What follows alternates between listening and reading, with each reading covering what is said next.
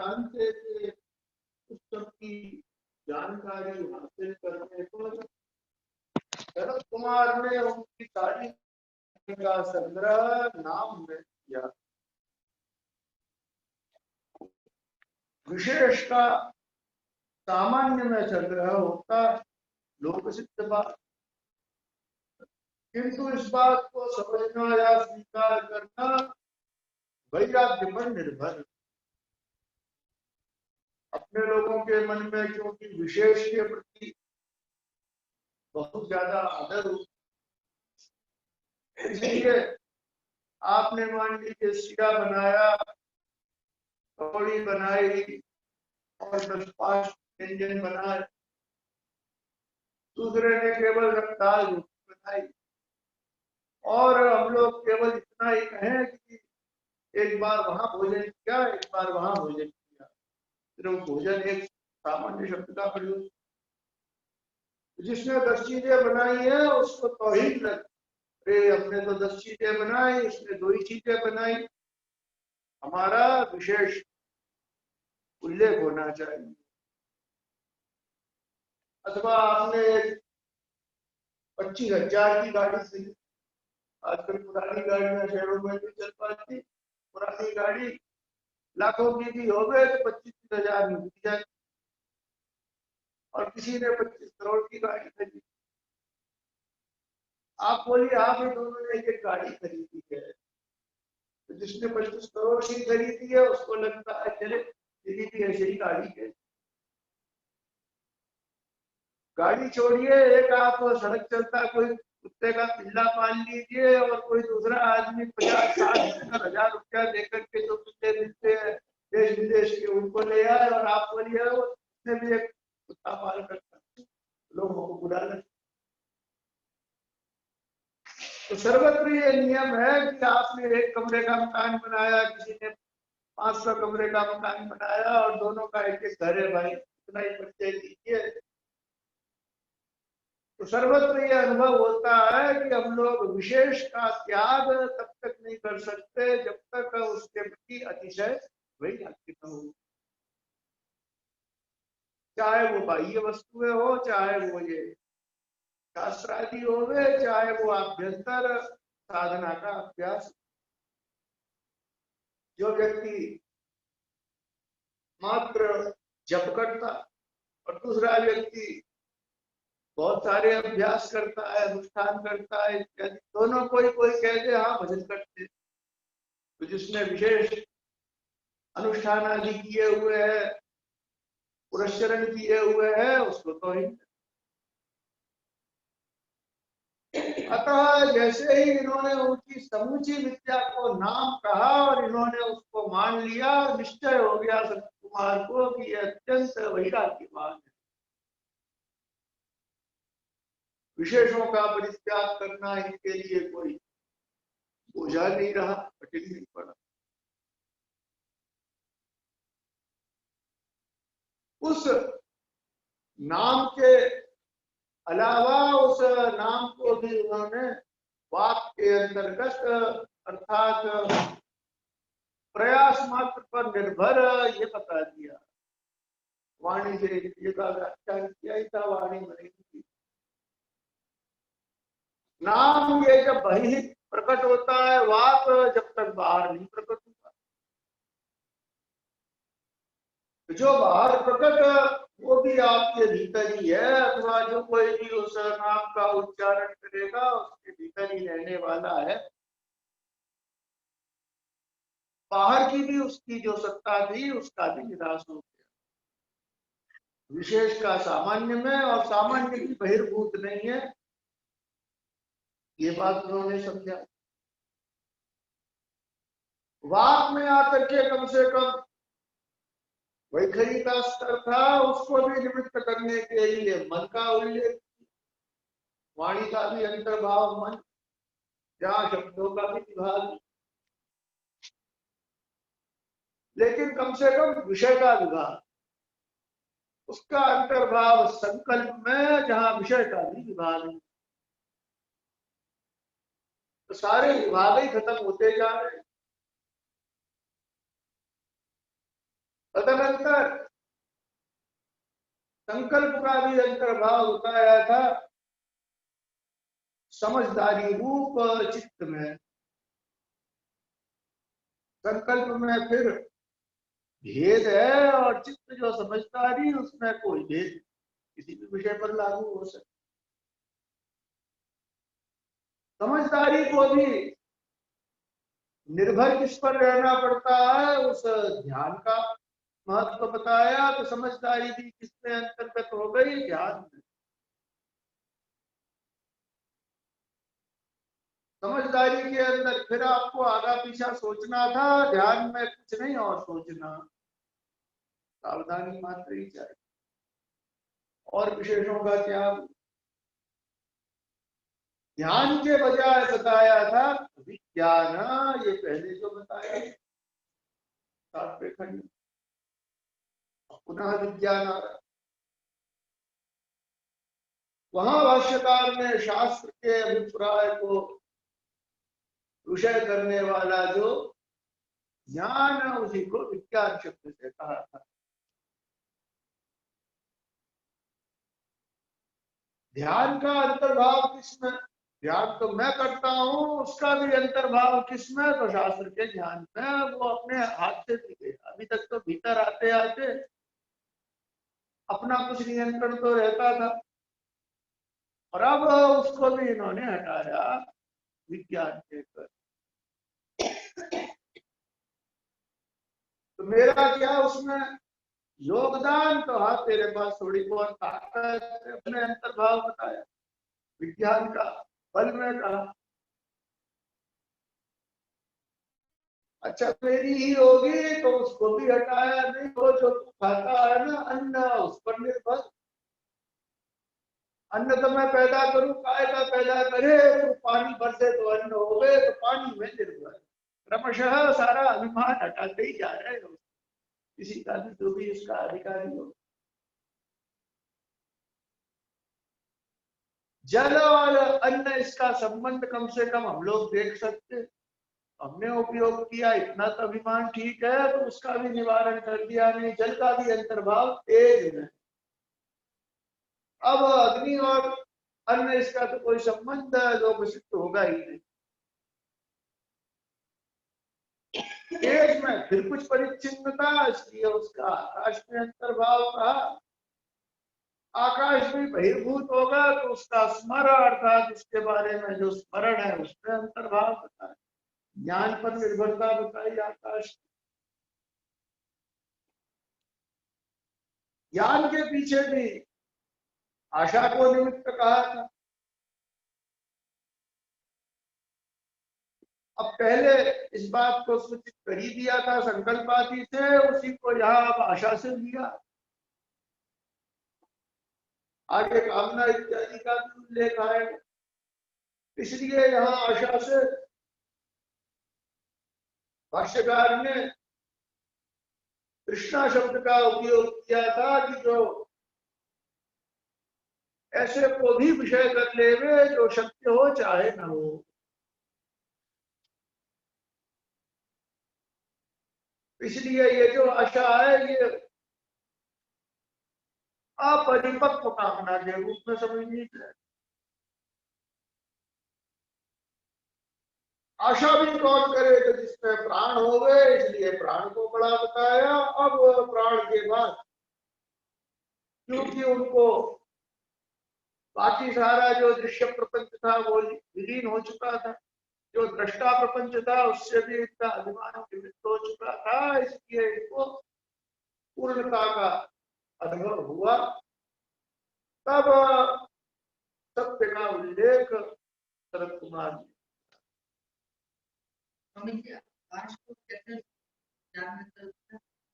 आपको याद आवे तभी आप जगह का कोई महत्व समझ पाते हैं। मगर में किया याद ही नहीं आवे तो जगह हो गए तो विवाह काम नहीं कर सकते। याद आवे तब जगह का। याद कब आवे, जब आपको कुछ करने की आशा हो। अगर आशा ही नहीं है तो याद भी नहीं आदमी करता। सत्य में जब ये बल बताया कि वही वास्तव में अतिवादी होगा, सत्य के बगैर जो अतिवादी वो तो ऐसा ही है, कहने भरता है। तब उन्होंने कहा सत्य मुझे बताया जाए।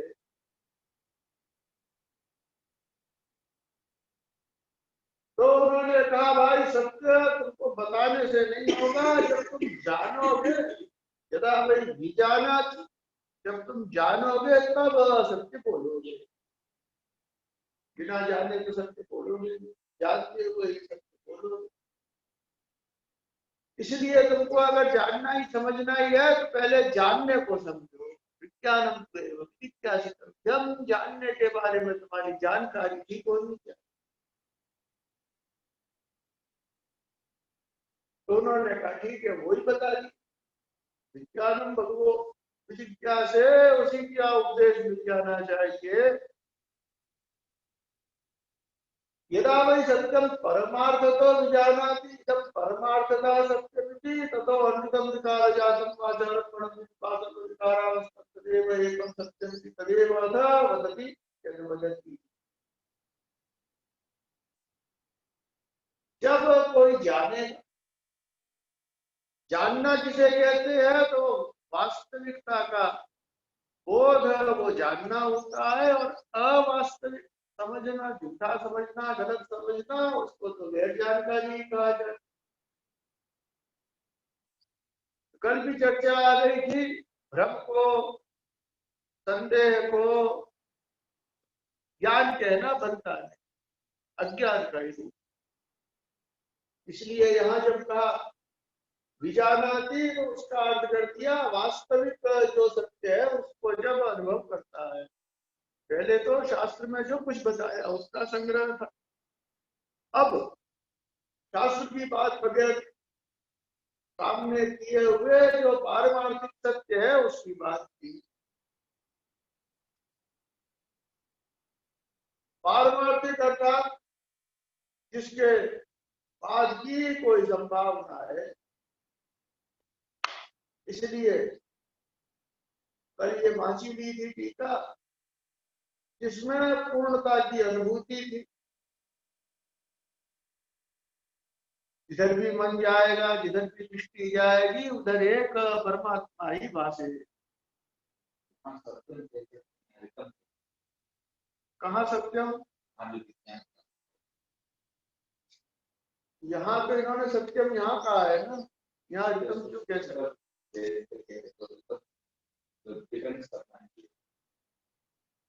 नहीं, उसको आप अपरा विद्या कहिए, इसको परा विद्या, क्योंकि अपरा में सब दिला दिया था।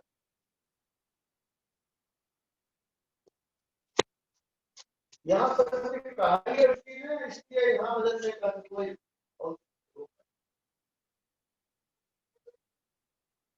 तो परमार्थ से यहाँ अपरिच्छिन्न बोध है उसका संग्रह।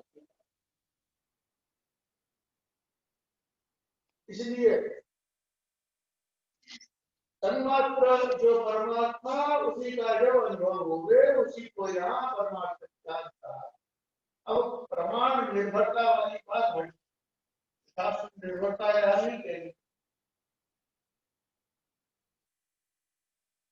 जो जिसने प्राण पर्यंत की स्थिति प्राप्त कर ली उसके चित्त में ही यही होता है कि वो परमार्थ को ग्रहण करेगा। अब उसको शास्त्र पर निर्भर रहने का बंधन ही।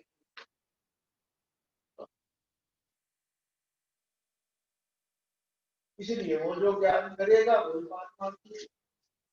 अन्यत्र ने कहा जब योग्य हो जाता है वस्तु स्थिति को अनुभव करता ही।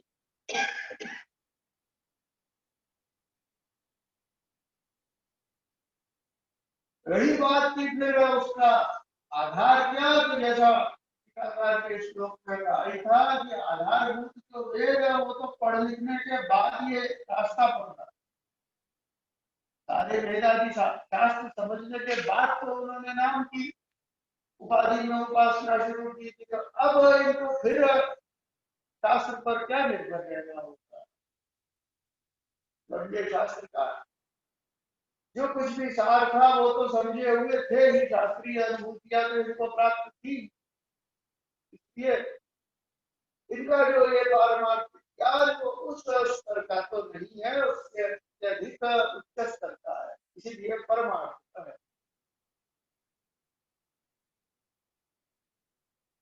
परमार्थतः सत्य जाना तो ये मालूम पड़ जाता है यह पारमार्थिक सत्य है।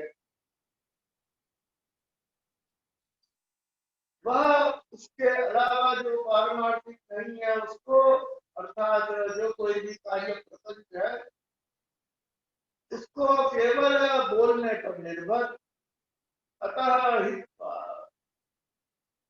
उसका सर्व प्रकारेण परित्याग ही करता है। अब इनके सामने बचा केवल प्राण था, बाकी तो सब छूटी चुका है, प्राण का ही परित्याग करना बाकी था, तो इसलिए अन्य मैंने प्राण कार्य है, इसलिए उसका भी त्याग। सर्व विकारावस्था, इसलिए सारे ही विकारों के रूप में उपस्थित एक सन्मात्र का ही इसको ग्रहण होगा, क्योंकि वही एक सत्य है, इसलिए वो जब कहेगा तो उसी को कहेगा। इससे पहले प्राण में अंतर्भाव था, जब कहेगा प्राण को कहेगा, उसमें ही अधिवदन की शंका हो गई, बाकी सबका आप बिल्कुल ही निषेध कैसे करते, सबको प्राणी कैसे कहते। अब उस प्राण का भी परित्याग करके केवल सत्य को ही कहा, प्राण भी कुछ नहीं, केवल सत्य।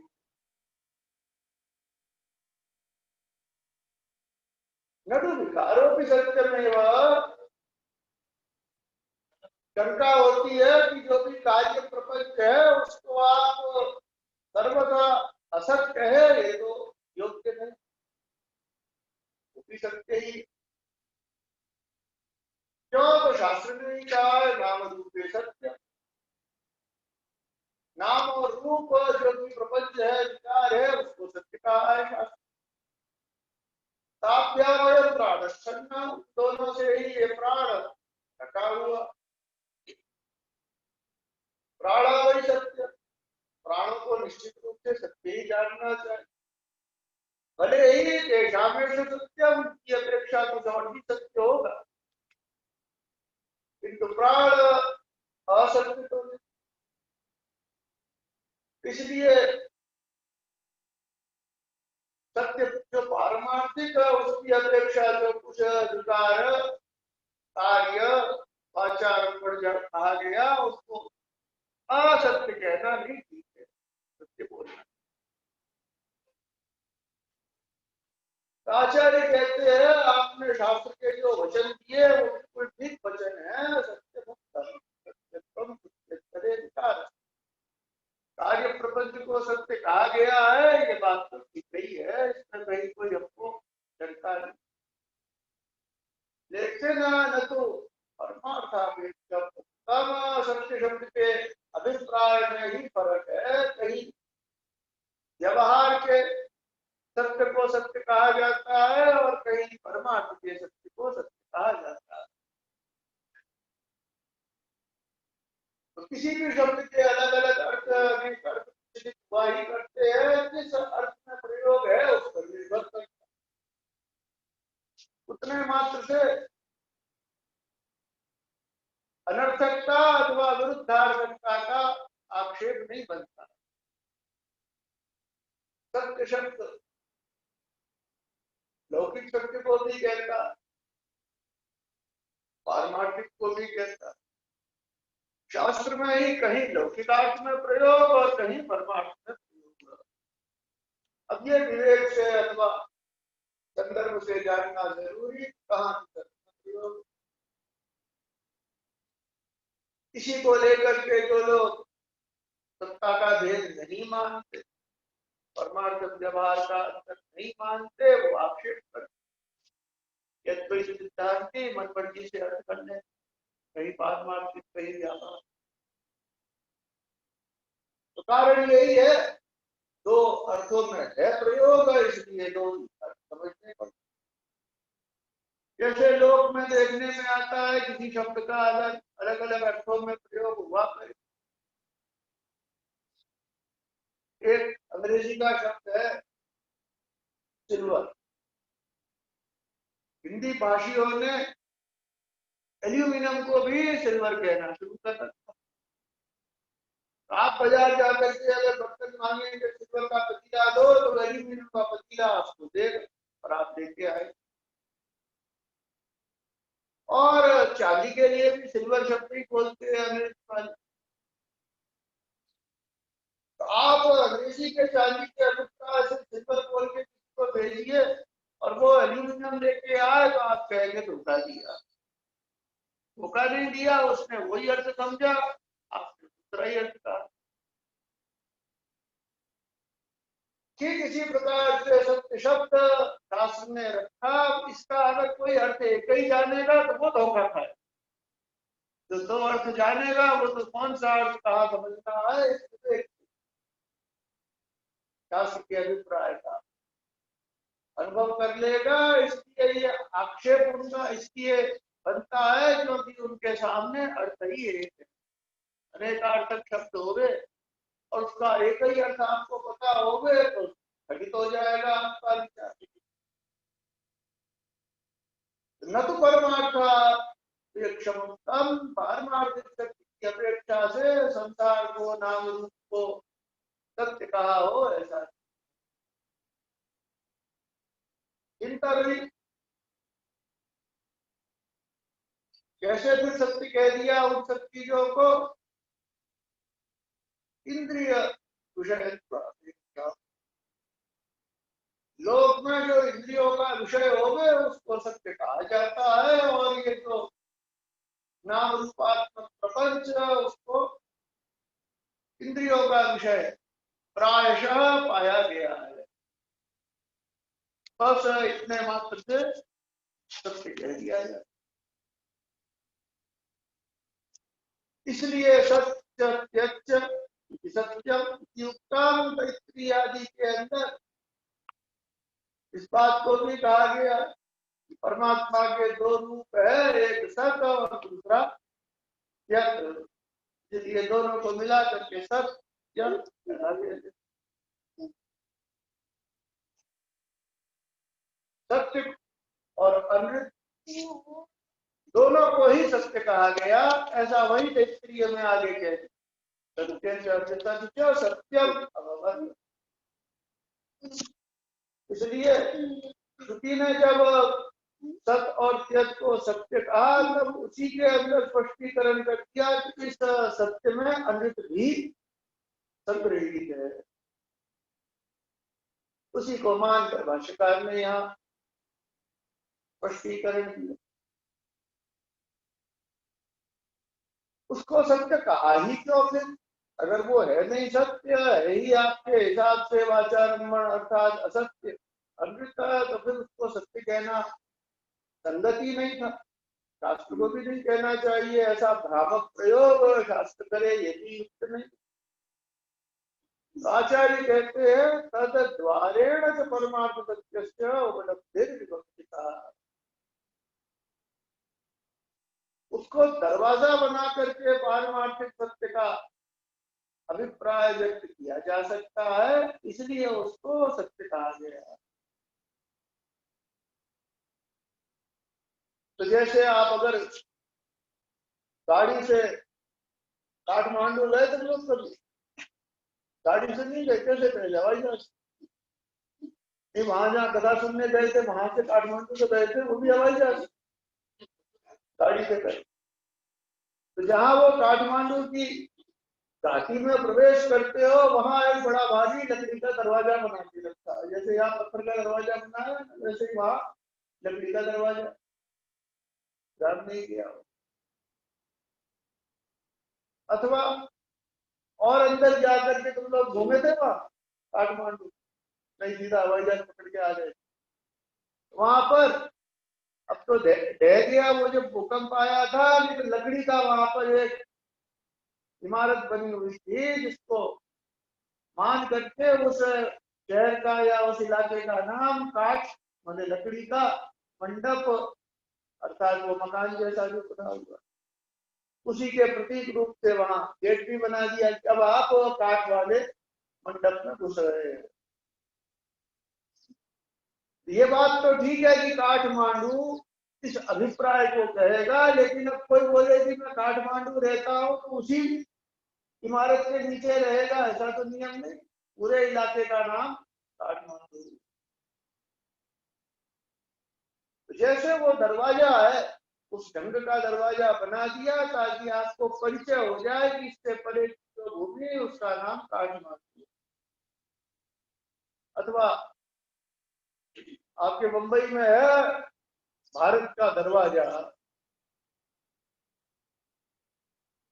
वो दरवाजा तो बेचारा एक छोटे से इलाके का ही दरवाजा हो सकता है, चारों तरफ खुला ही खुला, कहीं से घुसो, पर वहां से परिचय हो जाता है कि इससे पीछे का जितना भी भूखंड है उसका नाम भारत, इसीलिए उसको भारत का दरवाजा कहते हैं। तो दरवाजे के बारे में जब विचार होता है तब जिसका दरवाजा उसका नाम उसको मिल जाता है।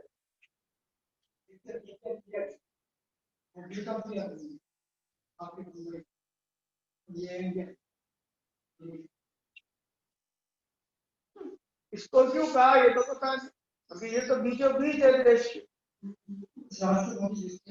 वही तो, ये तो राष्ट्रपति भवन का गेट कहते तो बात भी थी, तो इंडिया गेट क्यों कहा पता नहीं। इंडिया में राष्ट्रपति को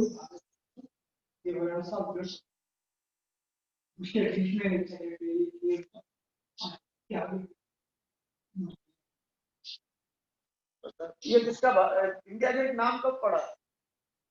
भारत सरकार ने रखा। अच्छा, क्योंकि बना हुआ तो पुराना है,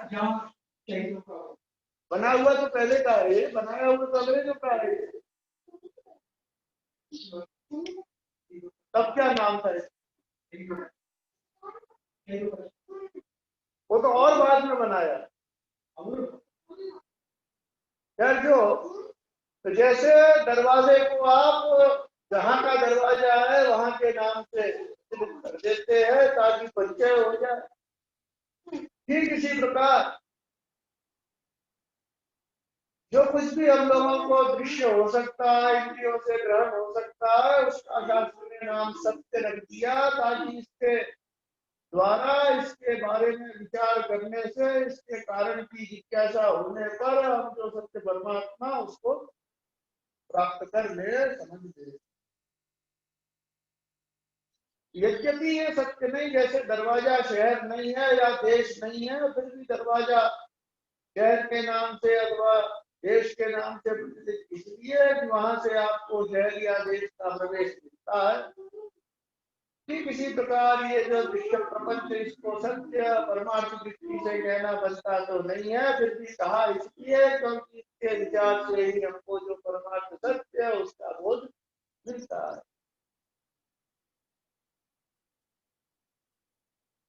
प्राण वही सत्यम तेषाम सत्यम विच उत्तम, और इसीलिए प्राणों को सत्य बता करके उनके भी प्रति जो सत्य उसका उल्लेख किया, वही साथ ही साथ प्राण वही सत्यम तेषाम। हाँ, यही तो इसी को है।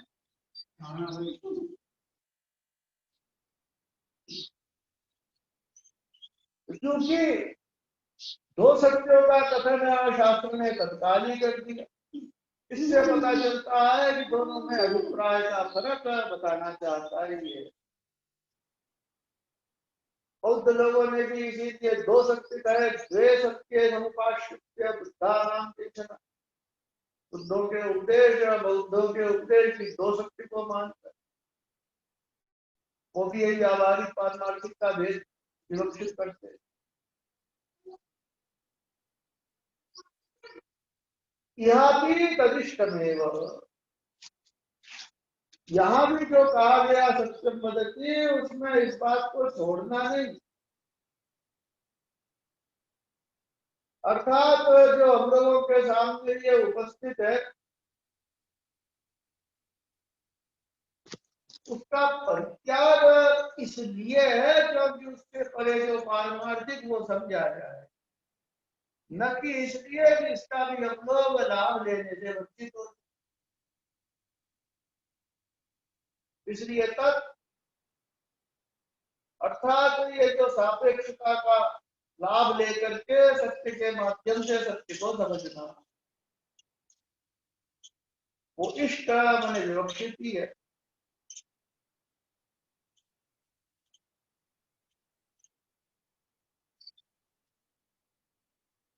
यह तो विशेषता क्या है तो इस प्रसंग में तो प्राण विषयात परमार्थ सत्य विज्ञानाभिमानाद स्थाप्य नारदम यत् एव सत्य परमार्थ तो भूमाख्यम तद विज्ञापयिष्यामि एष विशेषतो व्यवस्थितो। अगर दोनों सत्यों के ही अभिप्राय से आप यहाँ का सत्य पद स्वीकार कर ही रहे हैं तो फिर ये अलग से कहने की आवश्यकता सनत कुमार को पड़ी क्यों? यह तो विशेषता या ये प्राण के बारे में नारद जी के मन में जो सत्यत्व बोध था उसके अंदर निरपेक्षता भास गई थी, अर्थात परमाणु सत्य विज्ञान का अभिमान उसमें वो सारा प्रपंच आपस में तो सापेक्ष हो सकता, सारे प्रपंच का जब अंतर्भाव हो गया प्राण में, दृष्टादृष्ट दोनों चले गए प्राण में, अब कौन किसकी अपेक्षा रखे, तो निरपेक्ष तो होना ही हुआ। इसलिए उनको ठीक ही समझ में आया कि ये जो प्राण रूप उपाधि ये निरपेक्ष होने से परमार्थ है, क्योंकि अपेक्षा किसकी हो सकती है, कोई दूसरा हो गए तो उसकी अपेक्षा हो, इसलिए प्राण रूप जो विषय है उसके भी बारे में उनको परमार्थ सत्य ऐसा मैं समझ गया, यही पारमार्थिक सत्य है। क्यों? तो निरपेक्ष होने से, अद्वितीय होने से दूसरा बचा ही कुछ नहीं, इसलिए यही वास्तविक है, ऐसा उनकी समझ में आ गया नारद जी। सनत कुमार उनको ये बताना चाहते हैं कि अपने स्तर का तो कोई दूसरा नहीं है जिससे वो परिच्छिन्न या जिसकी वो अपेक्षा वाला हो गए, किंतु उससे परे कुछ और जरूर है जिस पर वो निर्भर है। तो दृश्य स्तर पर तो दूसरा कोई नहीं जिसकी अपेक्षा रहे, किंतु जो इसका कारण सत्तत्व उसकी अपेक्षा प्राण को भी है। इसलिए यहां स्पष्ट किया कि वहां से व्युत्थाप्य इनको हटाना, और इसलिए जो सत्य ही सत्य, जिस सत्य के बारे में सत्य के अलावा कुछ समझा जा सकना संभव है, ये सत्य कैसा? तो परमार्थतः सत्य, वास्तव में जो सत्य है, अबाध्य होने से जो सत्य है, पहले वाला क्यों सत्य है? तो निरपेक्ष होने से सत्य, ये वाला क्यों सत्य है? तो अबाध्य होने से सत्य। इसके लिए ही आगे नाम रखा जाएगा भूमक, बड़प्पन इसकी ऐसी विशेषता कि उसी के चलते इसका नाम पड़। और ये बड़ा कोई आकार वगैरह वाला संभव नहीं, क्योंकि आकार वगैरह वाला तो फिर देश काल आदि पर निर्भर होता, फिर सापेक्ष हो जाए, न कार्य कारण पर निर्भर है तो भी सापेक्ष ही हो। इसलिए इसका जो ये बड़प्पन है ये भी विलक्षण है, जैसे इसकी सत्यता विलक्षण लोक सिद्ध नहीं कही जा सकती, लोक सिद्ध तो जो ये हो वो सत्य होता, ये गे तो नहीं सत्य है। ऐसे ही लोक सिद्ध बड़प्पन जैसा इसका बड़प्पन भी नहीं। अतः ये भूमा इसी का एक नाम समझा जा सकता, तद विद्यापयिष्यामि वो मैं इसे समझाऊंगा, ये जो खास बात शरद कुमार के मन में थी, उसको यहाँ जब विज्ञान प्राप्त करता है तब सत्य बोलता है, ऐसा कह करके उन्होंने सूचित किया।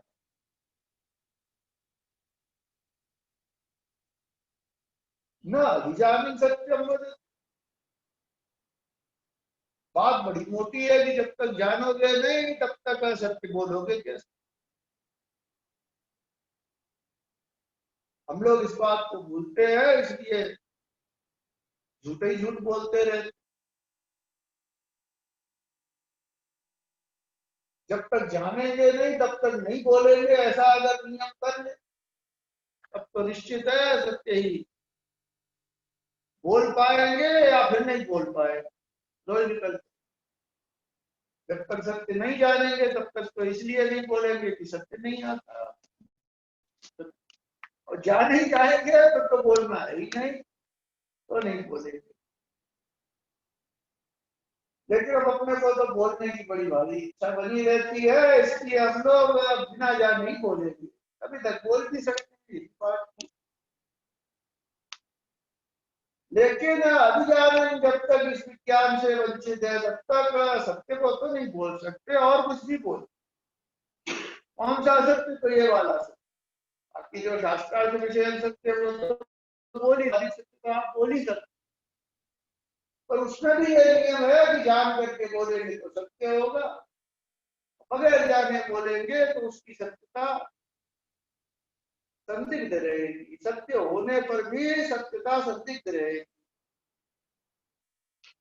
मान लीजिए कोई पूछता है दरवाजा कितना बड़ा, और आपको बहुतेरा अनुभव है, इसलिए आप उसको कह सकते हैं भाई ये 8 फुट का है। नापा जाए और 8 फुट का निकल भी सकता, किंतु आपने जब 8 फुट का कहा तब वो असंदिग्ध सत्य आपके लिए भी नहीं।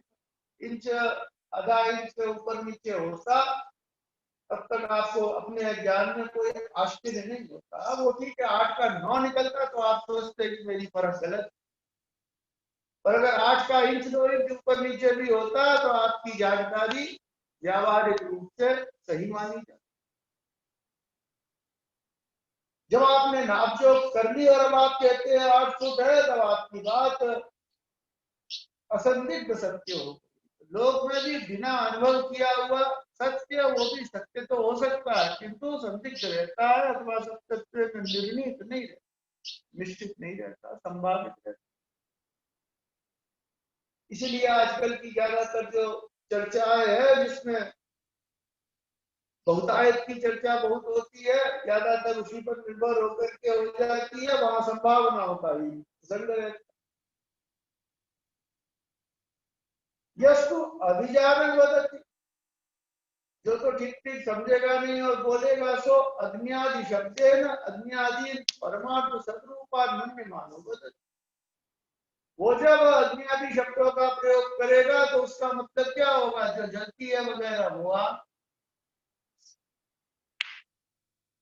ठीक ही बात है, आग जलती है उसको आग समझना ठीक ही तो है, लेकिन उसको ये गलतफहमी और हो जाती है कि ये आग वास्तविक है।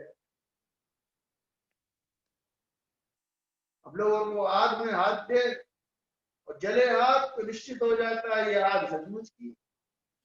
और अगर कोई ऐसी प्रदर्शन की आग होती है तो उसमें आप हाथ दीजिए तो नहीं भी जले। जहां आपको जलन की महसूस की हो गई वहां आप उसको वास्तविक स्वीकारते हैं। क्यों? इंद्रियों से ग्रहण हो गया।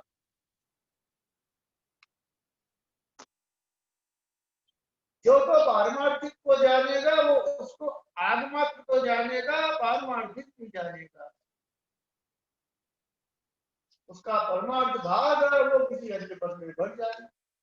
पारमार्थिकता कारणभूत शक्ति है, तद अतिरिक्त वाचारंभण ये दिखती हुई आग है, व्यवहार में आती आग है। ये भेद उसको तो पता चले, हम लोगों को नहीं चलेगा। हम लोग को जो व्यावहारिक आग है उसी को वास्तविक अबाधित सत्य पारमार्थिक इत्यादि रूप से समझ ले। न जानने तक यही मर्यादा बनी रहती है। इसलिए कहा जब तक जाने नहीं तब तक बोल सकता नहीं। मन्यमान वदति, ये है हमारी केवल एक मान्यता। मन्यमान अर्थात ऐसी हमारी मान्यता तो बनी रहेगी, किंतु ये मान्यता कटती टूटती रहती है। और इसलिए हम लोग इस आग्रह वाले भी नहीं रहते कि हम लोग जिसको सत्य जानते हैं वो सत्य रहेगा ही, होगा ही इत्यादि।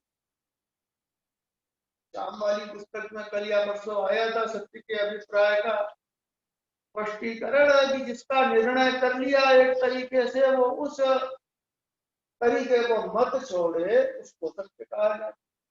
ये रूपेण निश्चित, जिसका जो आपने स्वरूप निर्धारित कर ली उस स्वरूप को छोड़े ना।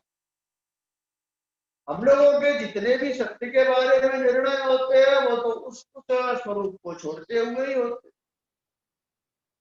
किसी को हम अभी कहेंगे पौधा है, 5-7 साल बाद आएंगे तो उसी को कह देंगे पेड़ है। किसी को कहेंगे बच्चा है, उसी को कह देंगे जवान। किसी को कह देंगे दूध है, उसको कह देंगे छेना। तो हम लोग अपनी बात बदलते भी है, फिर भी हमको ऐसा कोई अनुभव अर्थात ऐसी कोई संभावना नहीं लगती कि हम झूठ बोल रहे हैं। इसलिए कहा कि मन्यमान, जब हम बोल रहे हैं ये दूध, तब हम यही मान रहे हैं कि वास्तव में दूध। फिर जब हम उसको बोलते हैं अब छेना बन गया, तब हम यही मानते हैं वास्तव में छेना बन गया। ये विचार ही नहीं आता वास्तव में दूध होता तो वास्तव में छेना नहीं बनना था, वास्तव में छेना बना है तो वास्तव में दूध नहीं रहा होगा। एक ही तो वास्तविक हो सकती है चीज, ये विचार नहीं आता। इसलिए वही माना न तो रूपत्रय व्यतिरेकेण परमार्थतः सत्य, लेकिन जिसने पारमार्थिक तत्व को समझा है वो जानता है कि ये सब जो कुछ भी अज्ञादी है वो बस लाल पीला, लाल काला सफेद, इन 3 रूपों को छोड़कर कुछ नहीं है। 3 रूपाणी सत्यम पहले आई तेजोबन। इसलिए जिसको तो इस वास्तविकता का बोध है वो उसको सत्य बोलते हुए भी जानता है कि ये झूठ है। जैसे चित्र में आप देखते हुए भी जानते हैं, आप कहेंगे भी सही कि ये शंकर जी की माला सीधी कर, आपको भी मालूम है कि न वो शंकर जी हैं और न आपके हिलाने डुलाने से शंकर जी की माला को सीधा होगा। जैसे हम लोग ये चित्रादि में जानते हैं, ठीक इसी प्रकार जिसको इस परमार्थ का बोध होता है वो सर्वत्र जानता। आग इत्यादि या इत्यादि घट इत्यादि किसी भी वस्तु का उसे मालूम है कि ये है ही नहीं सकते। जैसे हम लोगों को मालूम है कि ये चित्र वस्तुतः शंकर जी नहीं। तथा तानी अभिरूपाण, पहले इन रूपों को मानेगा, जानेगा, समझेगा और तब उन तीनों रूपों को भी सदपेक्ष निवसंती, वो भी सन्मात्र ही है, अतिरिक्त वो रूप ही। इति अतः, इसलिए न अभिजानन सत्यम वदति, जब इस बात का विज्ञान, जब इस बात की ठीक ठीक समझ हो गए, अनुभूति हो गए, तब तो सत्य बोला जा सकता है। अन्यथा जो भी हम बोलेंगे वो सत्य तो नहीं होगा और कुछ भी हो गए, और कुछ भी मतलब व्यावहारिक होगा। काम चलाऊ सत्य जिसको हम लोग व्यावहारिक संस्कृत में कहते हैं, हिंदी में उसका नाम है काम चलाऊ। तो हम लोगों का वास्तव में तो सारा व्यवहार काम चलाऊ से ही हो रहा, अभी भी उसी से हो रहा। जैसा अभी बताया 8 फुट का दरवाजा बनाना है, तो सब अच्छे से अच्छा कारीगर भी जानता है कि वो अगर एकदम बारीक नाप करेंगे तो वो 8 फुट नहीं बन सकता। अगर ऐसा एकदम मिलीमीटर माइक्रोमीटर तक मिलाने जाएंगे तो 10 अलग अलग दरवाजे बनाए तो कोई उसमें से एक बन भी सकता। जब भी वो रंधा लगाएगा तो थोड़ा सा ज्यादा छिल जाएगा या थोड़ा कम छिल, सबको मालूम है। इसलिए सूद तो सूद का फर्क उसको नजरअंदाज ही किया जाता है। सर्वत्र यही है। आप 1 किलो माल खरीदते हैं, उसमें अगर 10 मिलीग्राम कम हो जाए तो आप कंज्यूमर कोर्ट नहीं मूव कर सकते। तो ये माना जाएगा भाई मिलीग्राम माइक्रोग्राम इसमें नहीं नापा जाएगा, इतने ग्राम का फर्क हो गए तब माना जाएगा, 2 ग्राम 5 ग्राम जो भी उनकी मर्यादा है। तो हम लोग सारे व्यवहार में इस बात को समझते कम से कम जानते हैं, किंतु प्रायशः इसके प्रति जागरूक होते। ये केवल काम चलाऊ सत्य है, इस बात का हम लोग बोध रखने के बावजूद क्योंकि इसके प्रति सावधान नहीं होते, इसलिए हमारा राग द्वेष अभिनिवेश इत्यादि हमको पीड़ित करते। ये मकान तो मेरा भी है, मैंने खरीदा है, मैंने बनाया है, वहां ये सापेक्षता तुरंत भूल जाते हैं, इसलिए फिर उसके प्रति राग द्वेष अधिक हो जाता है। विजाननेव सत्यम वदति, जिसको इसका विज्ञान है उसको तो सत्य बोलने का मौका मिल जाता है, अन्य को मिलता ही नहीं। न तो सत्य विज्ञान, सत्य का विज्ञान, सत्य की अनुभूति अभिजिज्ञासितम अप्राकृतम जायते, उसको भी जानने की अभिलाषा चाहिए, विज्ञान को भी जानने की इच्छा चाहिए। बाकी सबको जानने की तो चाहिए ही, जानना भी क्या होता है, अनुभूति भी क्या होती है, ये भी तो समझना जरूरी है। बताएंगे नहीं, कुछ भी अब बताने नहीं वाले, साधन बताएंगे ये कर ये कर ये कर। शुरू से ही इन्होंने यही तरीका अपनाया, ये सीधे सीधे कुछ बताने को तैयार है। क्यों? तो जो बताया जा सकता है वो सब तो तू जान के ही आया, उसी को तो दोबारा बोलने का कोई मतलब नहीं। इसलिए इस अध्याय में खासकर सब केवल साधनों का ही वर्णन। अगले अध्याय में कोई चले, उपदेश छठे में दे दिया, उसमें जो व्यापक भाव की अनुभूति उसके साधन यहाँ बता दिए, और जो विवेक अपेक्षित है उसके लिए जो कुछ तरीका अपनाना है वो फिर 8वें में बताए। 8वें का जो प्रारंभिक भाग है उसमें इसी स्थिति पर चित्त को स्थिर करने का ढंग बताए, गहर विद्या बताए।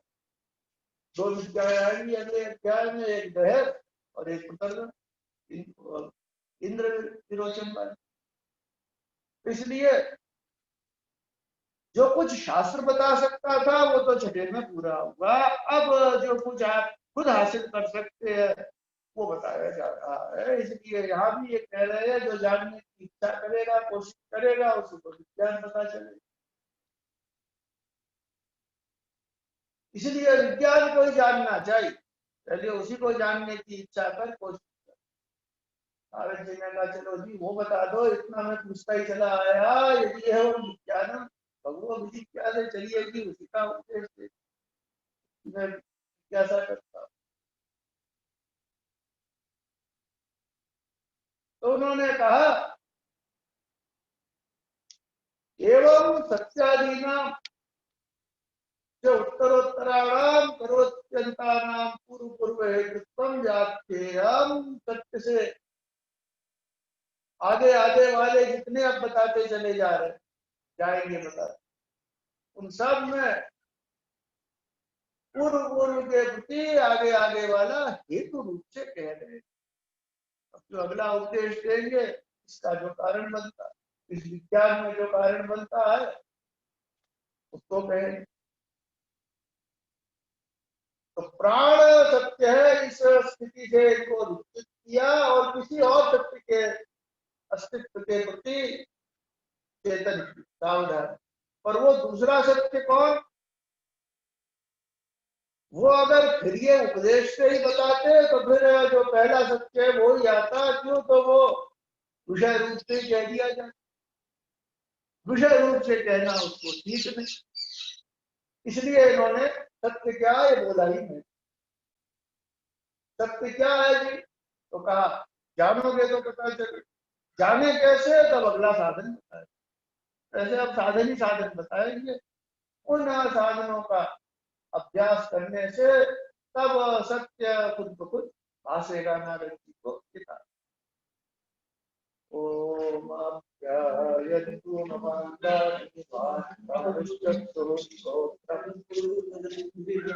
सर्वाणि सर्वं ब्रह्मोपनिषदमहं पुण्यां महाब्रह्म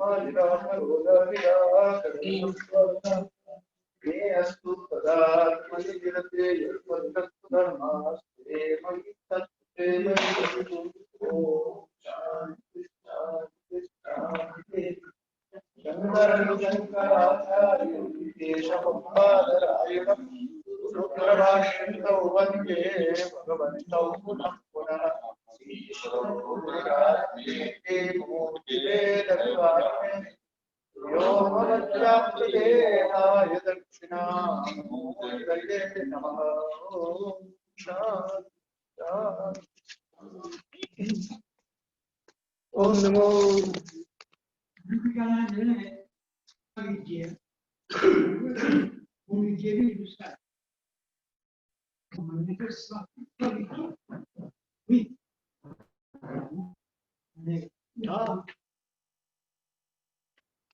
महाराज स्वामी जी, मामा जी ओम नमो नारायण बोल रहे हैं। शशि